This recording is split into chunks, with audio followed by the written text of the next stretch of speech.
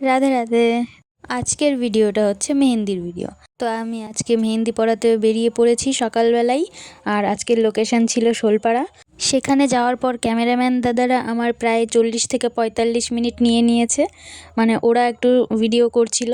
তারপর আমি কাজ শুরু করি আর এক হাত দেখো কমপ্লিট। আমি ছোট ছোট ক্লিপ এটাতে একদম অ্যাড করিনি, শুধু নামটা একটু আছে। এক হাতের একটা সাইডে কমপ্লিট করার পর আরও একটা হাতে শুরু করে দিয়েছি। তারপর একটু টিফিন করে নিই। ওখানে গিয়ে দেখি ওই বাড়ির ডেকোরেশনটা আমাদের রসকর একটা দাদা করছে, আমার বান্ধবীর হাজব্যান্ড হয়। কাজের মাঝে সবার সঙ্গে একটু গল্প হয়। এখন সেই দাদার নামটা লিখছি, মানে ব্রাইডের হাজব্যান্ড। দাদার নামটা কিন্তু আমি আগেই একটা কাপড়ে লিখে নিয়েছিলাম, যে কাপড়টাতে আমি মেহেন্দি মুছি। ব্রাইডটা ছিল খুব শান্ত। মেহেন্দি পরিয়ে অনেকটা শান্তি পেয়েছি।